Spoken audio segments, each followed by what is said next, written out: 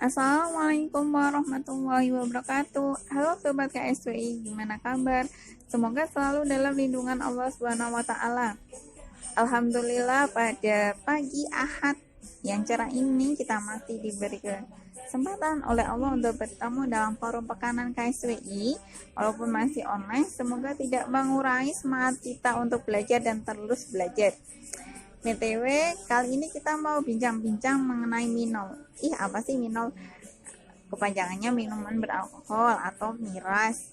Atau teman-teman yang masih suka Korea, drama Korea atau film Korea pasti tahu nih apa soju.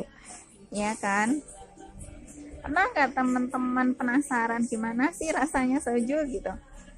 Padahal soju itu minuman orang yang nggak kenal Allah ya. Sudah jelas-jelas hukumnya adalah apa teman-teman? Iya, haram. Tapi teman-teman tahu nggak sih hukum atau undang-undang yang mengatur minuman keras di negara kita? Nah, teman-teman perlu tahu nih. Jadi teman-teman bisa lihat di PPT ya, bagaimana undang-undang kita itu mengatur tentang minuman keras. Jadi awalnya itu yang diatur bukan mengenai hukum bagaimana meminum minuman keras, tapi baru sampai tahap cukai tentang minuman keras. Nah, baru tahun 2015 muncul pembahasan rancangan undang-undang larangan minuman keras. Tapi baru tahun 2020 rancangan itu masuk prolegnas prioritas.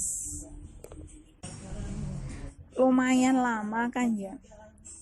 Nah, perlu teman-teman ketahui draft RUU larangan minol ini poinnya adalah pelarangan bagi siapapun untuk memproduksi, memasukkan, menyimpan, mengedarkan, atau menjual serta mengkonsumsi minuman beralkohol kecuali untuk yang berkepentingan terbatas seperti kepentingan adat, wisatawan, farmasi, dan tempat-tempat yang diizinkan oleh peraturan perundang-undangan.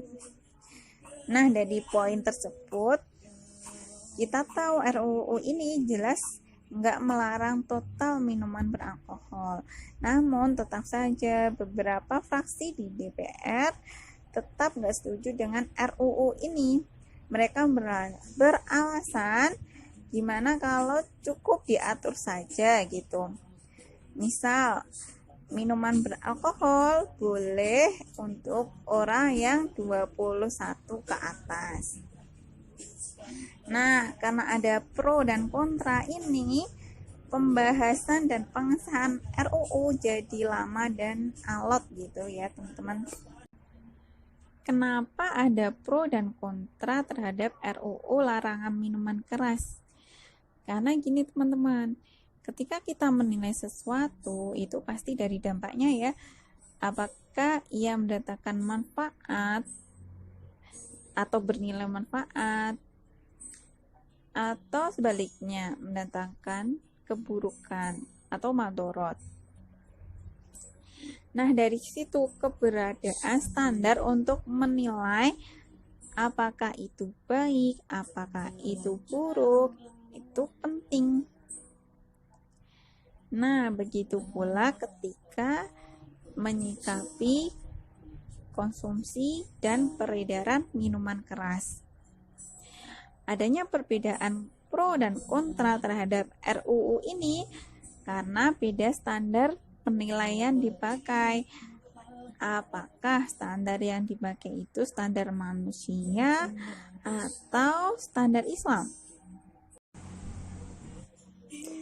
Oke, jadi standar alam manusia maksudnya gimana sih?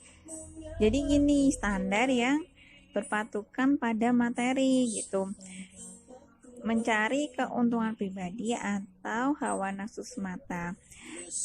BTW, emang sih kalau dilihat dari kacamata manusia, emang bisnis minol ini menggiurkan teman-teman. Di Indonesia sendiri, walaupun mayoritas muslim, namun menurut WHO konsumsi minol itu mencapai sekitar 0,8 liter per kapita. Walaupun ini lebih rendah daripada negara-negara di Asia Tenggara. Sehingga pada tahun 2019, cukai minuman keras itu punya kontribusi yang besar bagi negara kita, yaitu sebesar 7,3 triliun. Lalu kalau kita lihat di DKI Jakarta sendiri, yang merupakan ibu kota negara kita, punya saham dari produsen bir yang akan menyerahkan dividen perusahaan sebesar 100 miliar. Nah, besar kan ya nominalnya. Tapi teman-teman, kalau cara pandang kita seperti ini sangat-sangat berbahaya. Ini termasuk pandangan yang memisahkan urusan agama dengan kehidupan, atau biasa disebut dengan virus sekularisme. Menilai baik atau buruk itu menggunakan standar untung rugi manusia menurut standar hawa nafsu. Padahal ketika kita menilai sesuatu harus kita kembalikan ke Allah nih, karena bisa saja ketika kita mencintai sesuatu itu tidak baik bagi kita. Pun sebaliknya kita membenci sesuatu namun ternyata sebaliknya itu baik untuk kita. Allah berfirman dalam Quran surat Al-Baqarah ayat 216 bahwasanya boleh jadi kalian membenci sesuatu padahal ia amat baik bagi kalian. Boleh jadi kalian menyukai sesuatu padahal ia amat buruk bagi kalian. Allah mengetahui sedangkan kalian tidak mengetahui. Nah, untuk ini bisa lihat di PPT ya teman-teman, bagaimana meningkatnya kasus kriminalitas akibat minuman beralkohol. Jadi teman-teman, Islam sendiri punya standar yang sifatnya pasti untuk menilai mana sih yang baik dan buruk. Standar itu yang kita kenal dengan halal dan haram. Sesuatu yang menurut Islam itu halal pasti baik. Begitu juga sebaliknya. Tanpa kita harus melihat apakah itu punya manfaat atau madorot dalam pandangan manusia. Pun terkait dengan minuman keras, kita juga harus membalikannya pada standar Islam, standar syariah Islam, seperti firman Allah dalam surat Al-Jathiyah ayat 18, yang artinya kemudian kami menjadikan kamu berada di atas suatu syariah dari urusan agama itu. Karena itulah ikutilah syariat itu dan janganlah kamu mengikuti hawa nafsu orang-orang yang tidak tahu.